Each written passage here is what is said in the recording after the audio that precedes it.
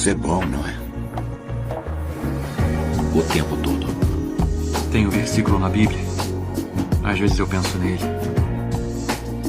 Muitas vezes. Ele diz: o Senhor é o meu pastor, e nada me faltará.